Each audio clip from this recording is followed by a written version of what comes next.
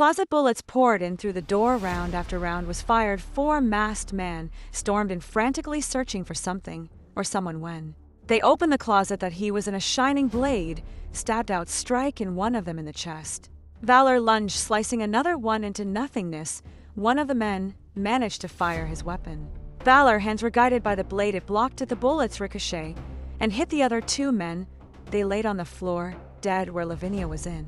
The vision. Valor grabbed his pants and left onto the lower levels to meet Lavinia. He saw a young couple in a state of shock as he grabbed her hand, and they awkwardly walked through their hotel room. Lavinia was aware of the Valor role as protector. She often heard countless stories of Self-Master, but thought some of them were exaggerations. The smile he wore as he spoke led her to believe that he was joking, but after experiencing this, she would inwardly question him no more. This was a hit. Someone was targeting him, but Lavinia W. as in serious danger being with him in Bright Star. Valor experienced a fear he hadn't felt in a long time. He almost lost something precious this day. Love was a tricky thing. We long to have what we fear to lose. Thousands of thoughts ran through his head. He had a serious decision to make. It was a decision all true protectors had to make as well. They could do their jobs well, but enemies would rise, threaten their lives, or worse, their families. The never-ending battle as severe backlashes. He made up his mind. Lavinia had to go back to her country where she was safe. It would feel like tearing off his own head, but he had to do it. Back at the center of excellence, the jokes poured in from the young defenders and older members, starved for a laugh. Valor only had his pants, and Lavinia in her 2-piece underwear. We came to get some clothes and the key to the White Crane. Where's Master Lunara? Yellow, I don't know. You're traditional. You came to show her your new date. Yellow, don't start. We were just attacks. We narrowly escaped. Wolf stormed into the room. I'm not even going to ask. But by the way, has anyone seen the Citarian crystal? What it's missing? Valor heart sunk once again. Great. Lavinia asked Valor what it was. Only an ancient artifact that could level Bright Star in the wrong hands. Lavinia eyes bulged. Wolf twirled the staff in his hand. Finding that thing is my top priority today. Wolf, are you sure you can handle it? Yeah. If Yellow comes with me. Oh brother, I had a relaxing evening planned. Well, protecting the city comes first, right? Yellow, almost as if I Wolf was amused. Go ahead, Valor, and do what you have to do. We will take care of things around here for a change. Valor had that sickening feeling in the pit of his stomach. Once again, he reluctantly took Lavinia. And when what's the White Crane? Lavinia said her goodbyes. Wolf watched her walk away. Where do you think you found that beauty? Come on, lover boy. Deep underground. Master Lunara hid her face as light from the old women blazed. She seemed to possess the physical strength of a young woman. Her eyes shined purple. Her body shook like a religious woman experiencing a holy transformation. She began to rise off the floor, surrounded by pulses of energy. The Citarian crystal was accompanied by 2 other artifacts. The old women started to laugh. Her voice sounded younger. Master Lunara thought this was bad, very bad. Valor was miles away while silence filled the cabin. The sword began to glow. He rolled his eyes and set the autopilot and grabbed it. Wolf and Yellow was on the hunt for the Citarian crystal. He borrowed an energy tracker from the Self-Master IQ. It was set to follow the unique energy signature. Later in his search, his body started to shake like he was connected to the rituals itself. He fell to the floor, barely able to move with pain. Yellow came to his aid. With no luck in his face, she saw only fear. The Black Queen felt the energy surge as well. But she was energized by it. She was drawn to the location like a honeybee.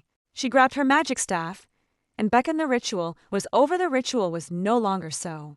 The spell removed and revealed Eva instead. It's done. Lunara felt deceived on many levels, but felt oddly satisfied by what they had accomplished.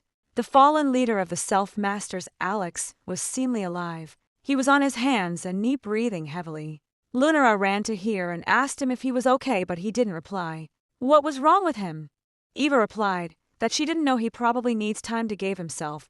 Did you bring his clothes? That might help jog his memories. They helped put his clothes on, and Lunara carried him to her cruiser.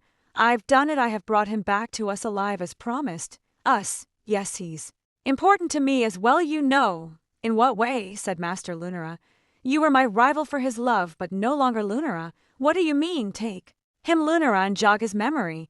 'Cause I know something about Master Alex that you do not, which is, once he has remembered that I was the one to revive him, he would be endeared to me. His need to reward one according to their deeds is strong, stronger than his need for himself. You've lost his heart, even though he rests in your arms now.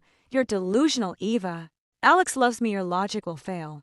Keep that crystal, wield all the power you want, but we both know that the real victory in this world is true love. Power would only leave you feeling empty in the end. Lunara took off en route to the center of excellence with Master Alex. The Black Queen had arrived at Eva Cave with staff in hand, looking furious. So it was you, you little witch. What was that energy that I felt coming from here? Eva replied, None of your business, lady. The Black Queen became upset. Power is my business. Now answer me while you still can. Wait a minute, you dare come to my home and threaten me? I dare anything, you little witch. That crystal, give it to me. The Black Queen pointed her staff with a skull on the end, which is said to belong to her previous husband. A blast of dark energy struck Eva in her chest. Normally, that would have been deflected without effort, but the ritual drained her strength. Eva stood up and fired back, and the battle was on. Lavina sat next to Eva in the co-pilot chair. She was a little sad and grateful to be alive. She thought about the previous heroic rescue this was to self-masters like now to aid others at the darkest times. She admired him for it, but also knew this is the reason why she couldn't stay with him. A selfish part of her wanted to convince him to stay with her and live a normal life. They could have children, watch them grow up, and finally watch their children have children of their own. Normally, this would erect laughter from Valor as unworthy women fantasize about keeping them for themselves. Some of them were on the Black Flower. Others were serious chain smokers. Some lazy drinkers and alcoholics. They practically threw themselves at his feet. Brightly colored airheads littered the beach, waiting for him at spring break. There was a wisdom missing from these women, and couldn't imagine explaining to his child that his mother just didn't have any common sense. With a sword in his possession, it had warned him of undesirable fates.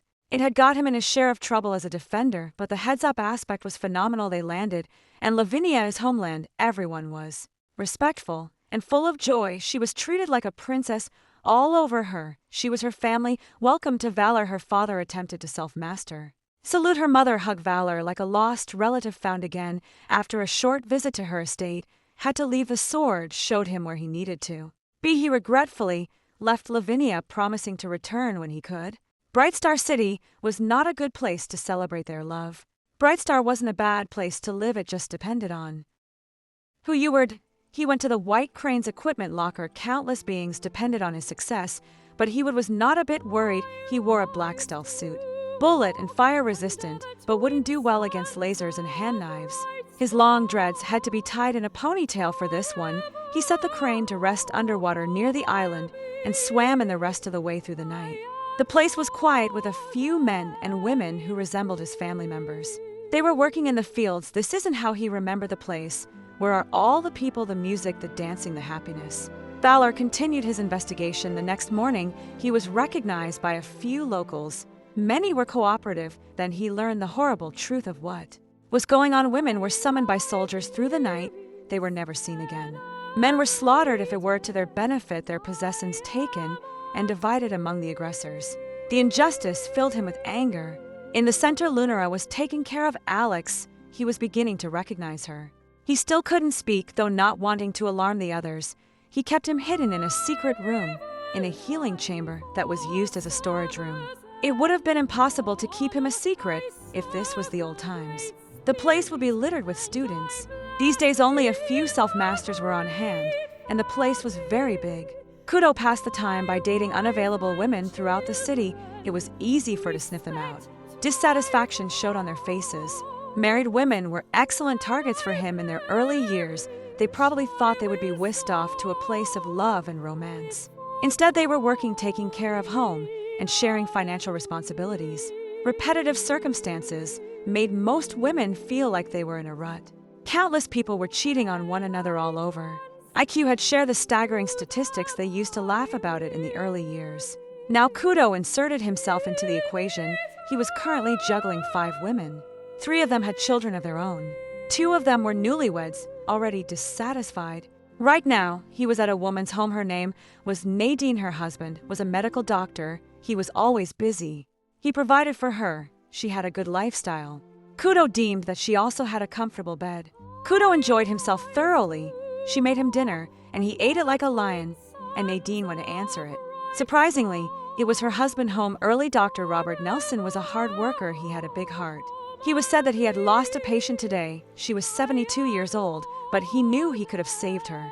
He didn't even bother to walk in his own home. He held his wife at the door, trying to hold in a rush of tears. He was grateful to his wife. She always seemed to understand. She was fair and honorable to his eyes. By the time he made it to the bedroom, Kudo was already in the hallway bathroom. He cleaned the room thoroughly. In a blur, sneaking around in the night was no problem for him due to his training. Patience and timing was the key to his stealth. When in the bedroom door closed, he slipped out the front door, even managing to steal a kiss from Nadine. Kudo was no straight arrow, especially when it came to relationships. For all of Alex's goodness, all he achieved was misery death. Kudo would have his cake and eat it too. The Black Queen defeated Eva and left her for dead. She took all of her belongings. She also took the greatest prize, the Citarian crystal. Her words of doubt would make Eva's recovery nearly impossible. The Black Queen was a deadly weapon. She saw her little precocious son doing push-ups for some odd reason. She shrugged her shoulders, and she walked past him. She had what she wanted. She had to consult with all her books that access all of the new artifacts properly. She would immerse herself in study and wouldn't come out until all of the power was under her control.